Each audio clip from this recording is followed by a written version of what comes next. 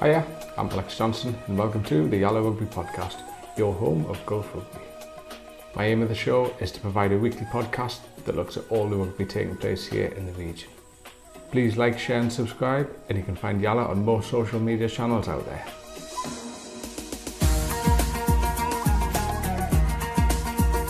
Right, tell me who would be your dream dinner guest? Ooh, dream dinner guest, probably a guy called Cornelius Vanderbilt. Um, Okay. I'm sure a lot of people would know who Vanderbilt is from the Vanderbilt universities in America and stuff, but he was basically the pioneer of transport. He built the first big ferry systems, the first big train systems in America. At one point, his net worth was 20% of the American GDP. Like he's the original gangster of leaders and built Grand Central Station, like hand designed it. He's an incredible person. That probably would be the guy that I'd like to go to dinner with. Yeah, that would be an Called interesting him the one. Commodore. Favourite subject at school? I was Did you pretty go to good at school? You did go to geography. school, didn't you? Yeah, I did go to school. I depends who you ask. I was pretty good at geography. Was pretty good at history. I think geography was probably my favorite, but that's because of the teacher. But the thing I was best at was probably maths. But yeah, Who is or was your hero? wow, hero, big question. I think my old man, my dad, just giving only ever giving for his family, playing sport till like high level sport till he was 40. He's still the fittest 70 odd year old person walking around Dubai. He frequently walks from Barsha to my house to come for a lunch, like 8Ks in the middle of summer. He's an impressive Brutal. human and still consults on global companies and stuff. Like he's Yeah. just an inspiration actually. Favorite takeout? Pizza, Oasis or Blur? Blur, Song 2, guaranteed. That was a smasher. That, yeah, really good. Yeah. Right, that was it for the quick fire round. Right, Matt Bourne, welcome to the podcast. Um, for those that are completely new to rugby here in the UAE, tell us a little bit about what the RCC is all about.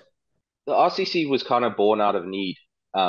We went through a stage of having the management and structure of or arrangement of fixtures and all that scheduling and all that type of stuff being done by the UAE Rugby Federation, but it was disjointed, it was complicated, and it wasn't working very effectively for the clubs. So we then decided that perhaps what we should do is get a agent to do it for us, and Emirates, through the Sevens, created a sub entity called Gulf Rugby Management, GRM, and they did it. And we agreed to it as a bunch of clubs and paid them incredibly high fees to do that. And excuse me, at the end of I think it was 2018 season, we came to the conclusion that we were paying them too much money to do stuff that we could actually do ourselves if we just coordinated between the clubs. So it started as an idea sprung between a few clubs in some back rooms and in a bar, and then it built up until eventually we actually put a whole pitch together and put it to UAE Rugby because GRM said that they weren't going to renew their contract, and we were already complaining about the fees that GRM were charging, and we put it to UAE Rugby. UAE Rugby agreed to do it, and effectively it's a collaboration between all the clubs in the UAE. If you're an affiliated club of the UAE, you're a member of the RCC automatically, and it's RCC stands for Rugby Club Consortium, and we operate within the UAE RF's trade license, if you want to call it that, within their remit to manage rugby in the UAE. We've got a full contract with them in terms of what our like specifications are in terms of what we manage, etc., etc.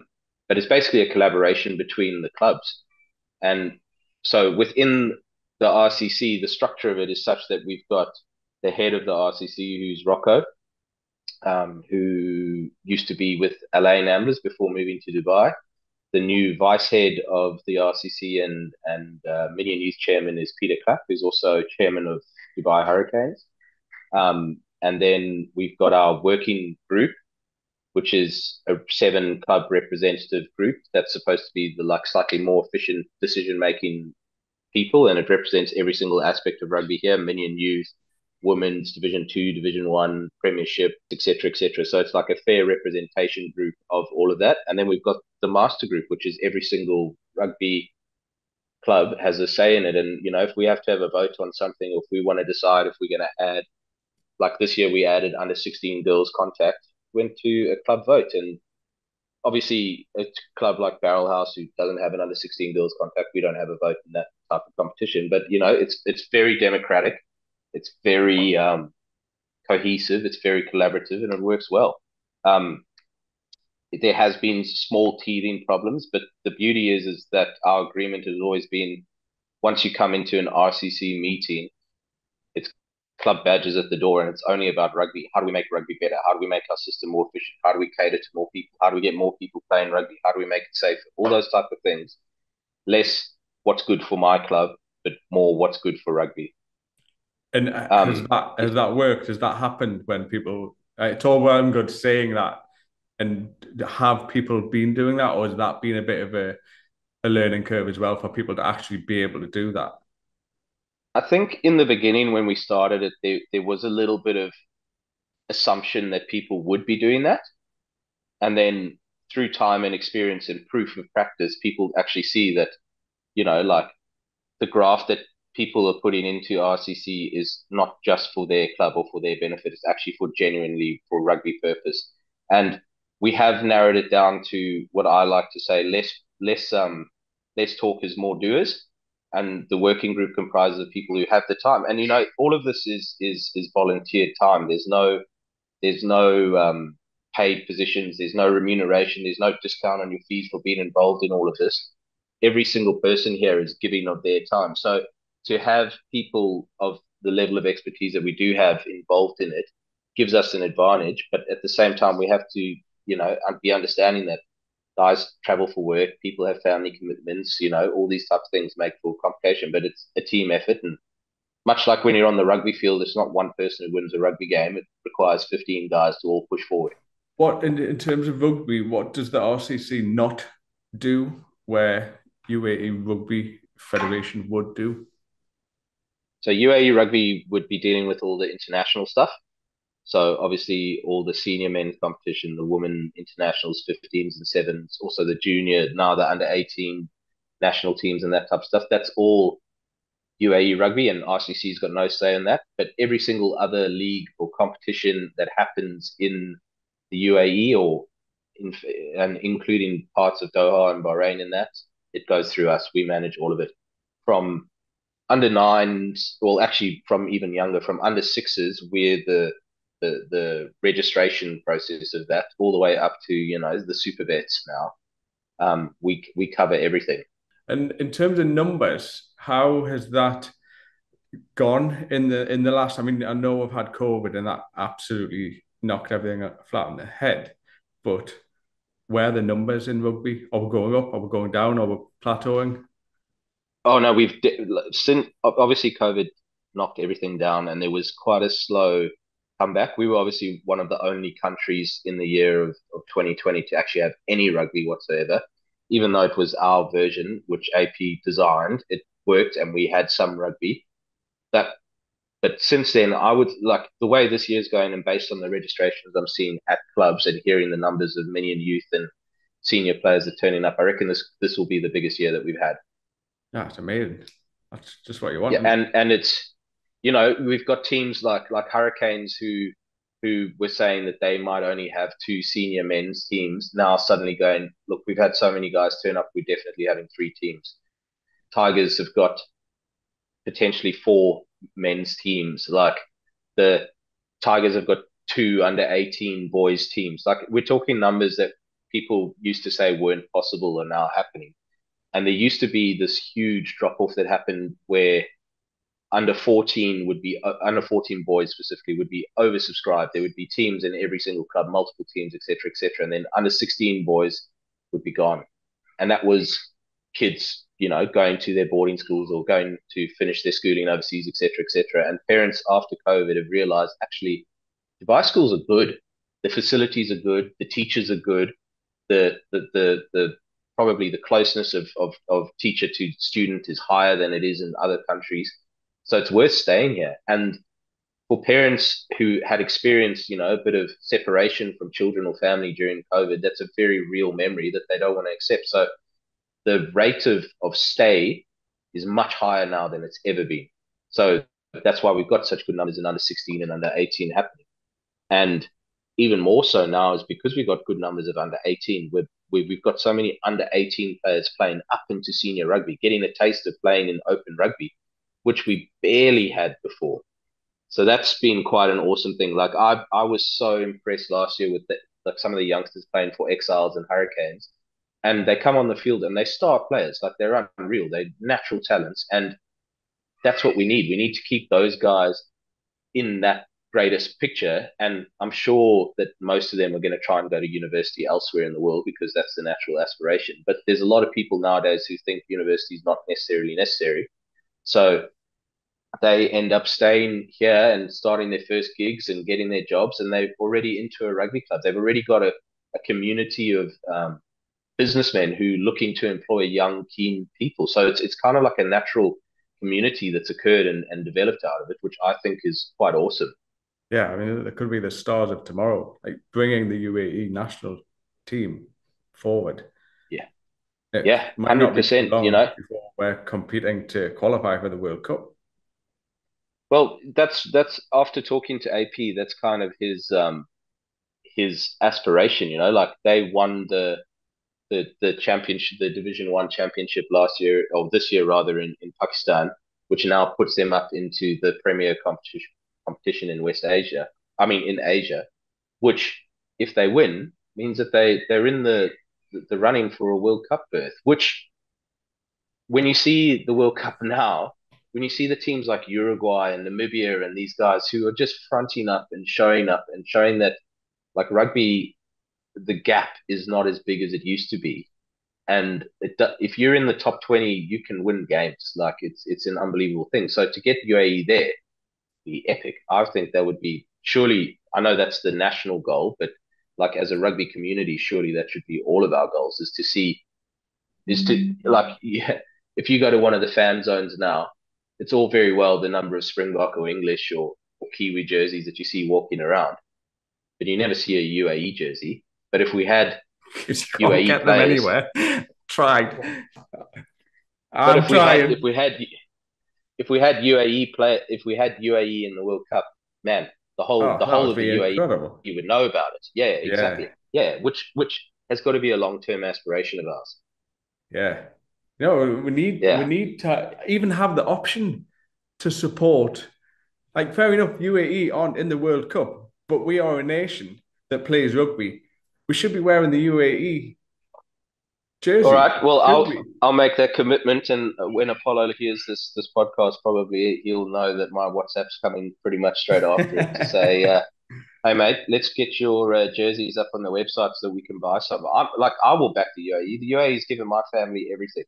I'm Yeah, of 28 course. years here. Like it's my home. I'm golden visa holder. I'm committed to this place probably far longer than my wife wants me to say.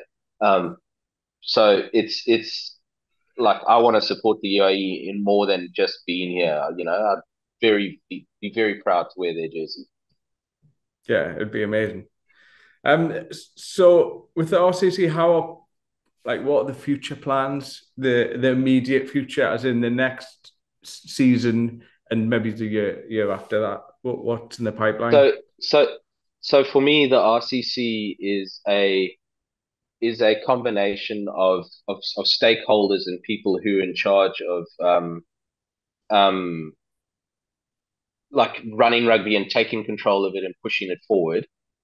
Um, we have to look at it more holistic, just what your club needs.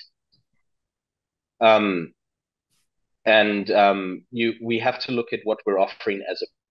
We have to we have to be catering for anyone. Basically, if you ask me what's the RCC plans, which would be my personal plan, which I assume the RCC follows, is the we need to cater for every single age group of person who wants to play rugby. So if you're a 16-year-old girl who's never played rugby before and you've seen it on TV and it looks like a fun, healthy team sport that you want to be a part of, you should be able to come in start with touch rugby and then progress to contact rugby, or stay with touch rugby and then go into open touch rugby. Or if you're an under six kid who wants to just learn rugby from the basics, you should be able to do that. Or like the super vets are now going to cater to, if you're an over 45 player who used to play, misses the contact, misses the crack after a game, then we should be able to cater to you. Like, as the stakeholders in the sport, it's very important that our product offering is good. We don't want to pigeonhole ourselves so that, we're telling people, oh, look, well, if you're not 21, you're not playing in our open league, or if you're too old, we don't care about you, and that type of stuff. We have to cater to these guys, because that's the lifeblood of our sport, is to have people actually playing. And the vested interest that you have when you're a player is completely different to when you're not. And it doesn't matter which version you're playing. As long as you're playing some version, you care about it. That's part of the reason football is so successful, is because there's 100 different versions of football that's played throughout the world, whether it's PIG against the wall with just your brother, or if it's, a full 11-a-side match, or 5-a-side in the street, or whatever it is. It's played everywhere. And then when the World Cup comes on, everyone's played football, so they look at it. That's what we need to be pushing in rugby. We need to have every single person playing it in some way or the other, so that when the Rugby World Cup comes on and you see the incredible attack that Uruguay puts on, you can appreciate it and understand it from a player's perspective. And you're just like, God, like, this is epic. This is what I want to be a part of. This is what I want to support. This community represents more of what I am than other sports do. And, rugby's got such a good ethos of, the structure of the game is that if you're tall, there's a place for you. If you're fat, there's a place for you. If you're skinny and small, there's a place for you. If you're short, if you're fast, it doesn't matter what you are, where you are, rugby's got a spot for you. If you don't want to play contact, there's touch. Or if you're only good at contact, there's contact. We've got everything. We're super fast game in the sevens, a more medium game in the tens. We've got 15s, we've got golden oldies, it's absolutely brilliant. And like, you're a parent as much as I am. Like, there's so many sports which just absolutely disrespect the authority of the sport. And rugby is one of those only sports that, as a team sport, there's only one guy on the field who has complete control, and that's the referee. And there's so many examples of, like, monstrous Evan Estevez type guys standing next to these referees and going, yes, sir, sorry, sir, please forgive me, sir. Even last night's game, uh, Wales against Samoa, that Samoan guy accidentally kicked the guy in the face, and, like, obviously someone kicks you in the face, you're going to be pretty fired up. But straight away they're like, "Oh, I'm so sorry, mate. I'm really, really sorry." Like, like, and the poor guy's got a red card for it, which is right. But between the players, there's no animosity. They clearly, like, they respect each other and move on. And, like, that for me is the greatest part of rugby. Like, you can go absolutely as hard as you can against your opposition. They'll appreciate you more for the hardness that you came at them with. And afterwards, you're cracking beers with each other, or just a water, or whatever it is, and you're backslapping and you're like, geez, man, that was a huge tackle, or that was a great run, or that was an epic kick, or whatever it is. It's just like, it's such a celebration of sport and wholesomeness that you don't find in many other sports. Like, paddle's growing in the UAE, but it's only 4 people on a court. But everyone celebrates the great shots and the impresses off the backboard, and it's like, it's a group celebration, and that's the stuff that sport should be. It shouldn't be about swearing at a ref and getting in your opponent's face, and it's just unnecessary, and I don't think rugby will ever go that way, which is why I love it so much. Yeah, I hope not. And it's always been one of the shining things for me, is the respect element of it. Yeah. Oh, And you can't buy that. Like, you can't buy that respect. Like, and it's we pushed it this last season, the respect the referee, respect the opposition, respect. And I've never heard a single person argue with me as to why you shouldn't respect it. And that for me tells the answer. Like, it's just universal. yeah, yeah. And you mentioned it before, the super vets. Can you? This is new, so can you tell me more Yeah. about it? So, We don't know anything about that. It sounds great. It sounds like so my cup of tea. yeah, exactly. There's been, since I'm going to go back here a little bit. So in 2017, 2018, we had a discussion, and then it was Barrelhouse, Beavers, Sharks, I think Elaine, and maybe Hurricanes. There were 4 or 5 clubs that came together, and we said, look, Premiership and Division One, or whatever they were called, their Premiership and Championship or something, were Conference. Yeah, they weren't catering to the rest of the rugby players that were here. And we said we need this like community club, social, whatever you want to call it, type league where we can get some of these super not like still competitive but non super competitive players out playing rugby, paying subs to clubs, helping getting sponsorship, all that type of stuff. And the community league was born, which has then built on to Division Two. Um, and Division Two last year we made it as a non-competitive league without the pool. I mean, results and table and that type of stuff. Which at the end of the season, everyone said was fun, but it kind of we still need that edge. Like people want to play for something, so we said this year it'll be a proper league again with Division Two being competitive. But when you go to Dubai Sevens and you see the number of vets teams that turn up, international vets and the Gulf vets, and you ask what percentage of those players are playing rugby currently, it's low. It's like 15 or 20%. So I'm like, why isn't there a vets league? And we've spoken about it a lot. There's a lot of people who've said, oh, we need a vets league, we need a vets league. And again, it requires a bit of doing. And last year we had a conversation. We were obviously Barrelhouse is sponsored with not sponsored, partnered with the World Legends, 100 World Legends. And they said to us when they were coming over, they said, look, we would love to do a 10-a-side competition towards the end of your season just for vets. Like we don't want to see guys who are playing in the league. We want to see vets playing rugby there. Can you help us do that? And I was like, definitely, let's get a taste. And we did the first trial game of vets was Barrelhouse versus Dragons. And it probably was a little bit more competitive than we would have liked for the social vets, but it was brilliant. I mean, for me, I played in that game, and probably the last game of contact I'll play. And like, I mean, I got to play opposite Henry Paul, huge international player, and Paul Hart from Dragons, also a huge international player.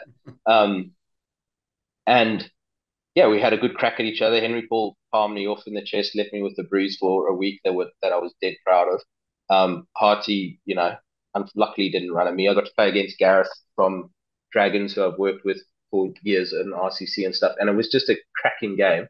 And then afterwards, we all went to the bar and had 100 beers together. It was like that was for me one of That's the the dream, highlights isn't of, it? of rugby. Yeah, exactly. Like we had good. Like I think I'm pretty sure Dragons won by the number of tries scored, but both teams won by the total enjoyment that we had. And that's what Super Vets was born from. And we've got Bahrain Golden Oldies, who probably one of the great vets teams of the Middle East. We've got Jebel Ali Dragons with a great vets pedigree. Barrel House, we've got a good vets team. Elaine, they've got some epic vets players in there. They got Manny, he's a Fijian boy, he's been around forever.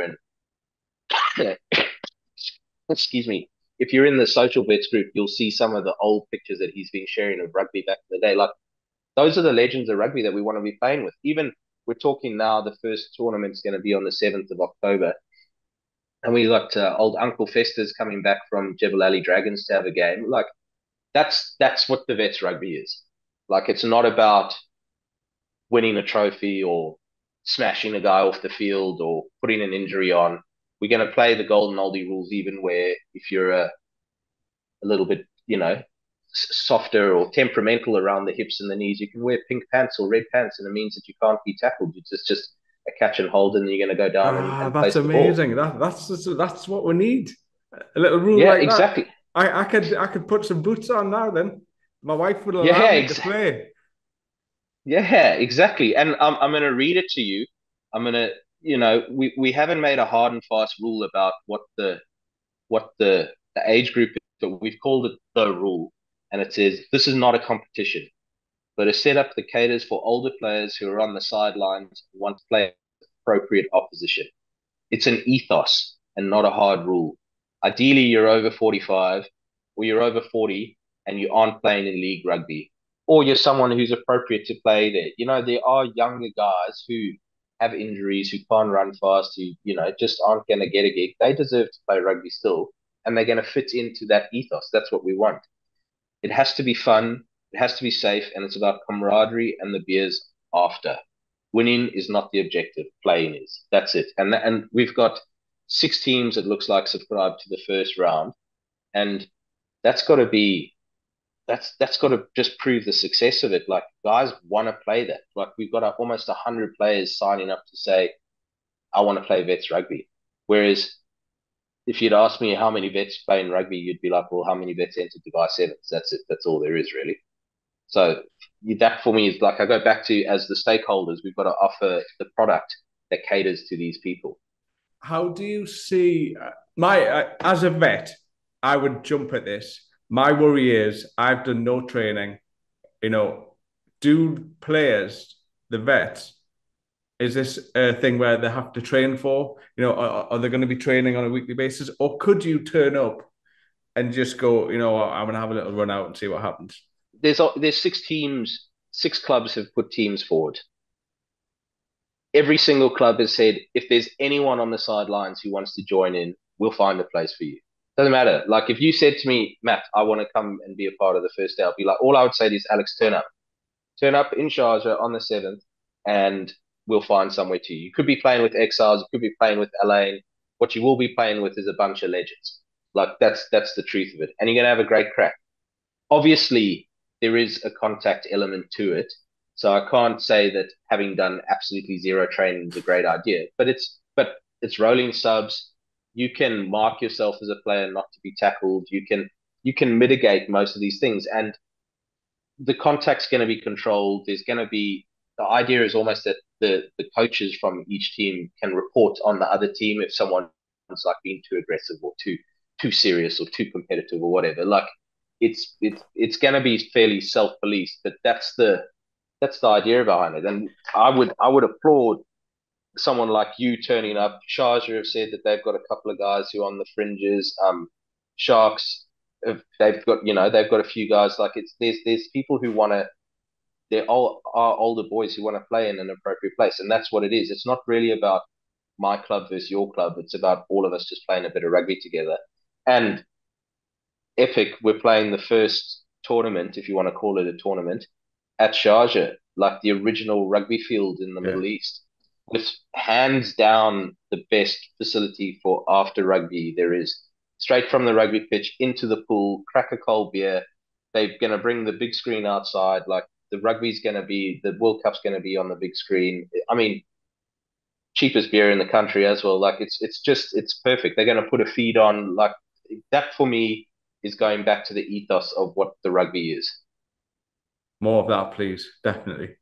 Yeah, and It just sounds fantastic. One more question about that would be, what's the legalities of it, insurance-wise?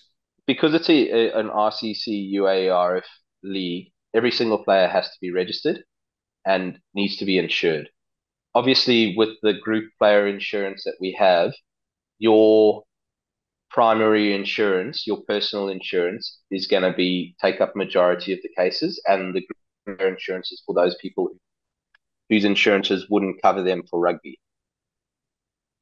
So I would say, for someone like you, if you wanted to play, you say to someone like me, "Hey Matt, look, I want to go and play in the thing. Can I sign up to your policy and just have the peace of mind?" And I'll be like, "Yeah, of course. It's 450 dirhams plus VAT, and you're guaranteed treatment at Mediclinic for up to 100 grand's worth of injury." Like, I mean, And it's a that's for this. no-brainer, right? Is that for a year? Is that the season, or is that one Yeah, that's for tournament? the whole that's for the whole season. Amazing. That is Yeah, and I that's mean, great. yeah, that's what you want, like, it's, I'm sure you've got your medical aid, and I'm sure there's, especially the, like, most vets players have got good medical aid cover through their work, etc. So they probably don't need that. But for the peace of mind of just having it, and it just gives you that safety net that when you turn up at Mediclinic, no matter what, you're getting treated and you're going to get fixed by the best in the business. That's what you want. Well, that sounds Yeah. great. I'm all in on that, and I want to push that out. Yeah, and I mean, so the plan is at the moment is to have 4 or 5 competitions, if you call it a competition, across the leagues or tournaments or whatever across the season. The first one being Sharjah. Jebel Ali have put up their hand to host another one. Alain have put up their hand to host another one. Bahrain have put up their hand to host another one. And Barrel House will host the last one. But I want to go back to the Bahrain one. Bahrain want to bring back the midnight tens, which, for those that haven't heard about it, is a legendary old competition that was in competition back in the day with Dubai Sevens. And you would basically make your way to Bahrain, and they would start the competition once everyone was there after work, and you'd finish at midnight. And then the party brunch would start and go all the way through to the next day. The midnight tens, midnight sevens is legendary. Like I remember my old man going back in the day and coming back to Elaine where we were living at the time and just saying, "Geez, what a good club they've got! What good fun!" And that's it. That's what Bahrain wants to do. They want to host us. They want the boys. Ideally, we can go there on a Friday night after work, start late, play the game until midnight, and then go out and have a grand time in Bahrain. They've said, if you want to bring tents and maybe sleep on the pitch, we could do that. But I'm pretty sure we'll all be in the Premier in there. But that's the vibe of it. Like we want to go and have fun. And for me, there's a small element of that is playing rugby. The rest of it's been on tour again, going to Bahrain, having fines, all the stuff that goes with it is there, and it's going to be brilliant. I can't wait. And then for the final tournament or series or whatever you want to call it of the season is going to be Barrel House and Hurricanes are going to host it at the Sevens, and we're going to have the 100 World Legends as charity come over, and they're gonna support the vets in that they want to whatever structure we decide how to do it, 2 pools or whatever, they want to have a game of the legends playing against these vets. Obviously, it's still going to be in the same ethos of social and non-aggressive contact, all that type of stuff. But a chance for you to play against, some of these guys that you see on TV that are legends of the game. Like we had Frank Bunce here last week. I mean, Daffer James, there's Lee Mears is there, although he tells me he's not running anymore. Like we had Luther Burrell here last year. Like standing opposite those guys on a rugby field is just such a special experience. I mean, you see it in the World Cup, right? Like a team like Namibia plays against the All Blacks, and they all swap jerseys afterwards. And obviously, the Namibian jersey to the All Blacks is a small memory, but for the Namibian players, it's the hugest honor to take that jersey off of that player is such an incredible thing. So for me to think that I could stand up there against some ex-international idol of mine and then not only share the field with him, but then have a beer with him all evening afterwards. I mean, that's a dream come true. And part of that, and it's something that I actually wanted to push a little bit with you on the podcast is to raise awareness. Like these 100 world legends, they're just simple blokes who were good at rugby. Like, and all they want to do is give back to rugby. They want to come over here to Dubai. They want to get into your rugby clubs. They want to talk to your kids. They want to talk to your sponsors. They want to go out to and it's got nothing to do for their benefit. It's purely to help rugby get more in the limelight, to be a better product, to make it more attractive to sponsor, to make it just a better thing to be involved in. And you see the work that they do already with the charities here, Heroes of Hope, Al Jalila Foundation, like they're active and people respond to them. Like I don't know what it is. If you never played rugby and you see a rugby player, you're just like, oh my God, is that like Thor walking past there? Is that an absolute monster human? Like how does that work? And that even when they're older, they're still incredible specimens. These guys, and the fact that I'll give you an idea of why I say how much they give back. So within the world legends is Aaron Persco, obviously who works with Small Blacks, and Henry Paul now, who's with Hurricanes. And they turn up for World Legends ahead of everything else. Like they've got contracted things to do for their rugby clubs, but world legends takes precedence because they're there for the good. They're there for the benefit. They just want to see rugby be loved by more people. And that's what I love about them. And so ahead of that, I'll be saying to all the teams that want to play, look, we want to get these world legends out here. They've got costs to get here. All they want to do is cover those costs. Let's get our sponsors involved. Like if you've got a big sponsor and you want Lee Mears to come and do a team talk for you, get him to do it. Like he will do it. He will turn it and he will put it on that day. Believe me, better than he ever did on the field. Um, and like take advantage of it. Like all of us clubs have a right to these guys and access to these guys, and they are fully willing to give it up. So let's use it. Let's take advantage of it and use it to make our rugby bigger. Yeah, it's a great cause. And I did have a good chat with them at the end of last season about Yeah, pushing it more, and it's definitely going to be pushed more. And we'll do some interviews, do some podcasts with them, and get that message out.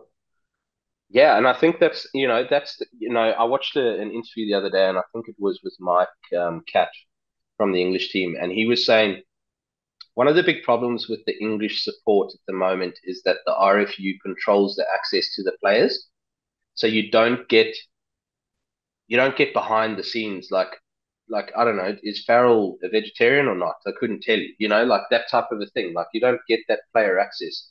Whereas take the Springboks, for example, when they went on their 2019 campaign, Supersport required them, we want access to your players. We want to build a documentary of your players. We want our nation to feel like they know who Bongi and Benangi is. They want to know who Stephen Kitsoff is. They want to know who these guys are, what makes them tick, what makes them happy, what do they do in their free time.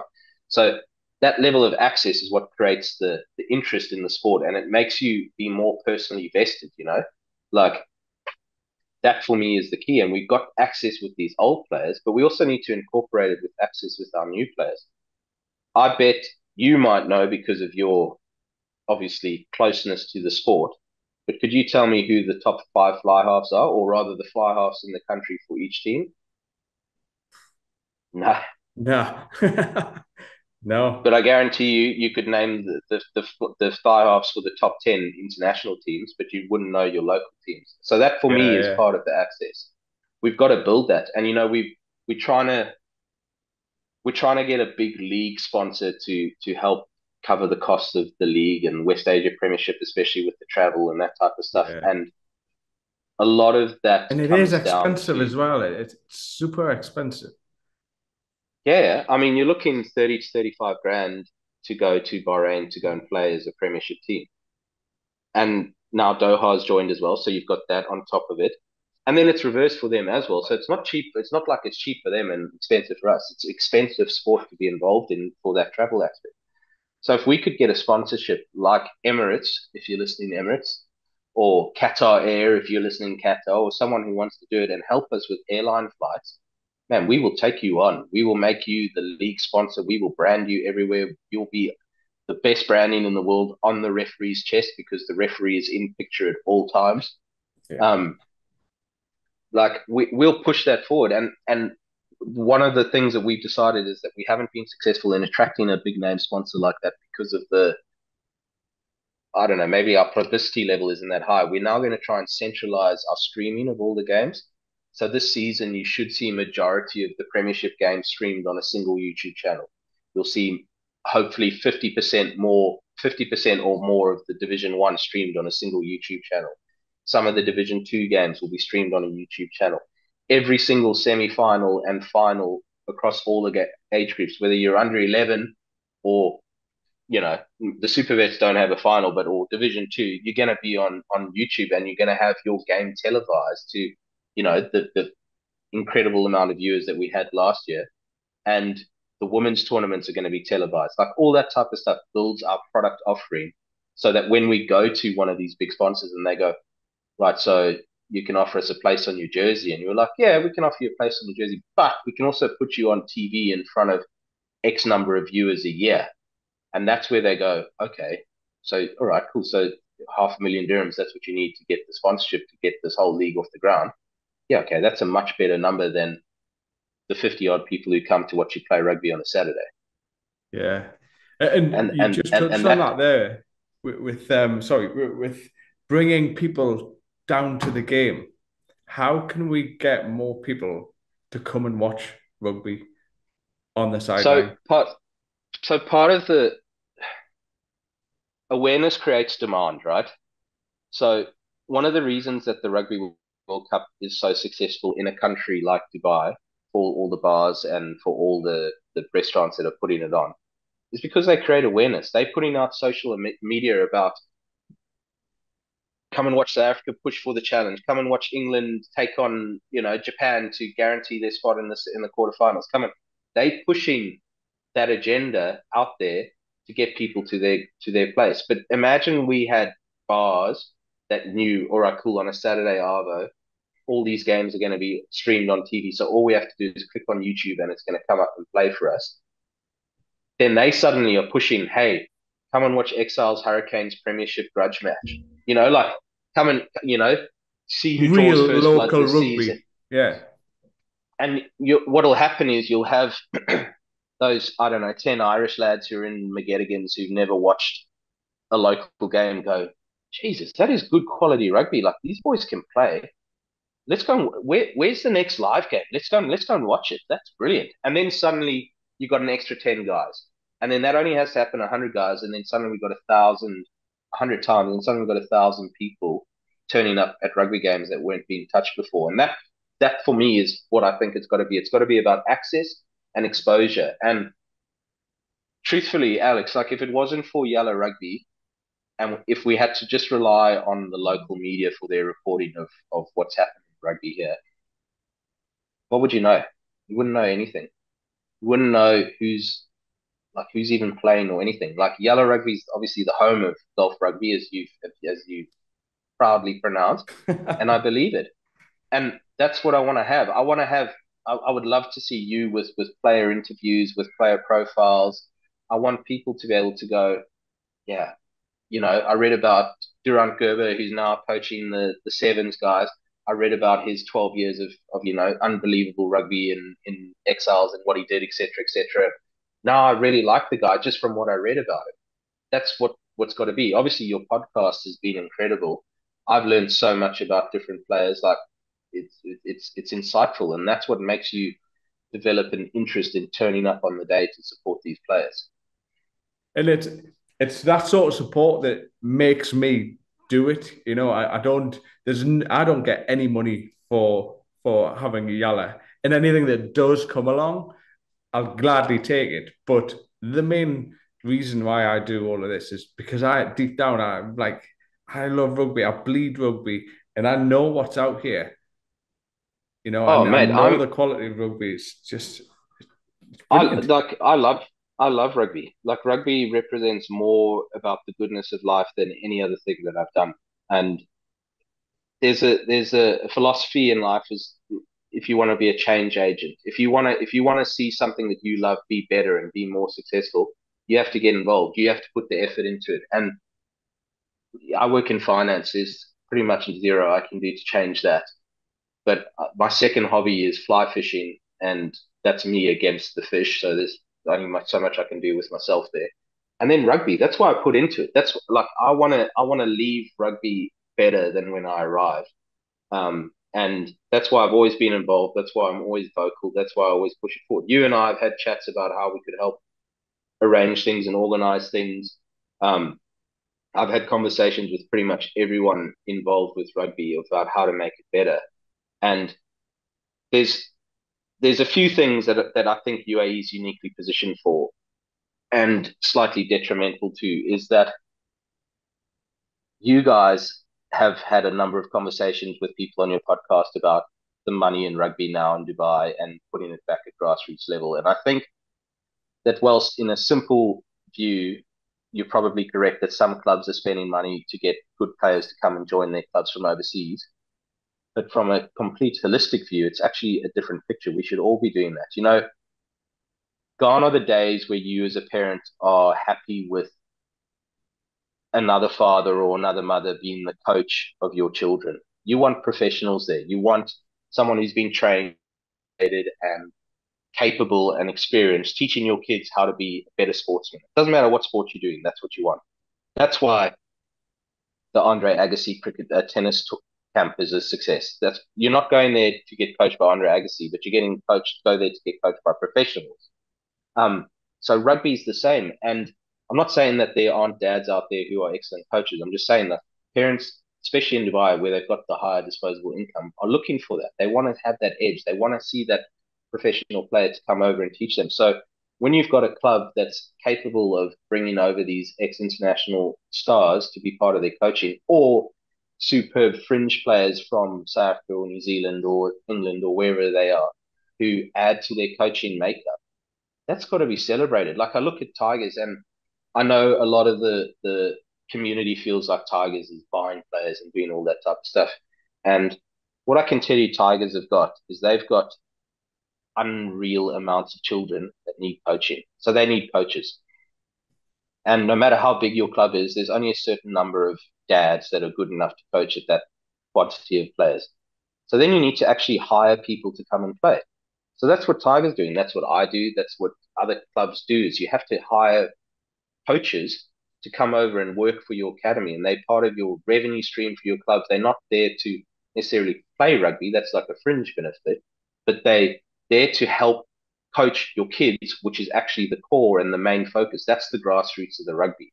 So when I see, like, I don't know, take there's some of their big Fijian boys that have come over Islander boys that have come over and joined Tigers from playing in France and playing overseas.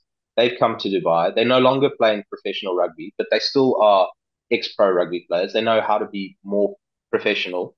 They know what a good setup is. They can just give expertise to their kids. That's the dream. And then as a sideline, Tigers men's rugby has improved so much because they've got these guys with a wealth of knowledge playing for them. No one begrudges, I don't know, some of these teams that have had ex-internationals turning up to play for them, even though they're there voluntarily. What's the difference between a guy but meanwhile they're working in construction? But what's the difference between a guy who's still committed to rugby and he's getting paid to be a coach and he's giving back to the kids and he's in schools and he's in camps and he's just pushing the rugby message constantly, and then he also plays for your club team? Like, that for me has got to be the dream, right? If we all had the massive revenue streams that big clubs have with their mini and youth, we would all be able to employ more coaches at a higher level who are of playing age, and therefore grow the rugby at the top whilst improving the bottom by having all of our younger kids be coached by the best, not just by the best available, but by the best. And it's inspiring as well. You know, as a kid, I was grassroots rugby. You know, I was part of Newcastle Falcons, and seeing, you know, around the ground these heroes, it's like, wow, one day I'm going to get there. I want to be there. Yeah, 100%. I remember my dad played at Pirates in South Africa for the latter part of his career, and one of the oldest rugby clubs in South Africa. I think it's coming up to 170 years now or something. And from under sixes all the way to the vets, like, the men's first team was just the most heavily respected people. But then they were involved. They were coaching the under sixes and the under sevens and under eights, and it was that community, and it builds your whole buy-in. Is when you've got these epic marquee players at the top who draw people in to come and play rugby. Yeah. So, whilst I agree that we're still an amateur sport, I definitely agree that the investment the clubs are making in their coachings, in their facilities, in their overall media, everything, all those investments that people are making is only for the kids. Yes, it's great to go and win West Asia Premiership. Obviously, that's a dream come true. But the success is only good if you're sharing it with 700 kids underneath you. So I would argue against you guys about the money in rugby here. I would say if we can get a big name sponsor, let's celebrate that. Let's let more money flow into the coaches. Let's get even better coaches coming over. We've got in the UAE at the moment, we take a guy like Peter Stringer, for example, an incredible scrum half, right? Incredible. he could give a masterclass to any player in the world on how to be a better scrum half. Okay. But there's not enough financial incentive for him as a man who has to take care of his family to be involved in rugby here. So he's doing his own training. He's got an F45 gym. He's doing all that type of stuff. But imagine we could have offered him as a man who was retiring out of the professional sport. Well, as a community, we could have said, mate, there's a place for you here as a league coach, as a whatever, and it pays a living wage that can help you do your family, and you can still do some stuff on the side. Would you be interested? And then we had that level of brain coming into our brain trust and into our collective power. That, that's surely got to be what our ambition is. I look at all these guys who are playing in the 2023 World Cup, and I think all of those guys need to be spending 2 to 5 years in Dubai at the end of their career, giving back to rugby, earning some salary, and making contacts here. Like, It's that's what certainly I look at growing, it as. isn't it? I mean, we're hearing more and more big names coming out here because, let's be honest, it's a great place to live. It's 100% great place to live. Tax, lifestyle, community. Like, people say to me all the time, well, have said to me all the time, nearly 30 years here, they're like, oh, but why would I go to Dubai? And I'll say to them, Why why do you wouldn't go you? on holiday to Venice? Like, do you want to go and see something specific, or do you want to go and do something? If you want to go and see something specific, only a specific place has that.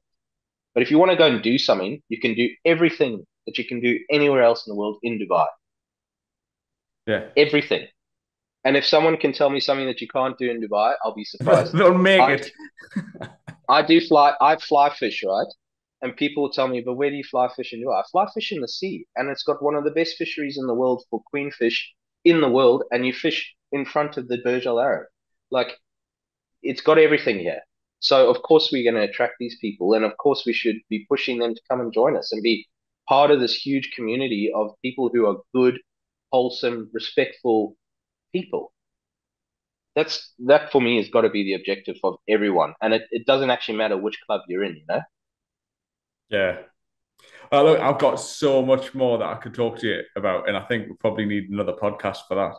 But one The last, last thing, Alex, sorry, yeah, the last thing that I would say that the UAE needs. So South Africa played New Zealand at Twickenham in the build up to the World Cup, and the Barbarians play games around the world. We need to be hosting those games. That's where 100%. you're going to get It'd be yours, amazing. and then have an open day on the outside where every single club has got a stand and telling people about their clubs, and so that all the people who have no idea about how much rugby is in the UAE have to walk past these stands, get exposed to the clubs, and then they go in and they watch some epic international rugby. Surely that's got to be, at the sevens. If you're listening to this, give me a shout. I'm keen for that. Yeah, let's make that happen like this season. Let's get a big game going. Yeah, 100%. And that's what the world legends want to do. And that's the first start is these guys playing with our players, and then it builds into them playing against other world legends, and it builds and builds and builds. Right, last one, probably that we've got time for the new tackle height. What can you or what do you need to tell people about that? It's interesting when you actually look at the numbers of concussions in rugby. When you move, when you remove head-on-head collision, concussion rates plummet. And with the old tackle height of being shoulder height, as I'm looking at you on the camera, you can see the area for error is tiny. You're 1 or 2 centimeters away from your arm slipping up above and cracking someone in the head, and then it's close to head on head. If you lower it to here, you've got 30 centimeters between the error zone and where your actual contact is, and that's the purpose. AP was when I had the discussion with him earlier, and that's when England had said, "Oh, we're going to lower it to waist height." He was like, "That removes some of the ability to stop the ball in contact. That removes like that quite a lot of the aggression at the contact." And we discussed the length, and then now looking at it, sternum's the perfect height. Like you can still stop a player dead in his tracks. You can still trap a ball from being passed there. It removes, whilst it doesn't completely remove, it mitigates the chances of your arm slipping up over and clipping someone around the head. It's also lowering your head, literally a head space away from their head. And it shouldn't really change the game. The people who are going to be struggling to deal with it are people like me who are used to tackling straight up and down, chest on chest, and stopping people. Because then your head is in the collision zone. And as a person who's experienced a number of heads to the face at that collision zone, I can say that probably should have been trained to tackle lower. And that's what's going to happen. And thanks to Eugene and all the refs, they've pushed their availability to be available to any club, any age group, to come and take them through what the referees are going to be looking for. They want to push safety in rugby. And I think that's only for the benefit of all of us. Yeah, if anyone out there is listening to this and you want to get some perspective from the referees, please reach out to Eugene, and he will come down with his top refs, and they will take you through the referee's picture as to what they want to see when a tackle's made. Brilliant. Well, on that note, thank you very much. Thank you, sir. Thank you for your continuous support of rugby. I hope the rest of the UAE appreciates how much graft you put into it and how much you give to let people know more about rugby here. And I can only support you and thank you. Well, thanks, mate. As long as I can keep doing this, I'll still be here.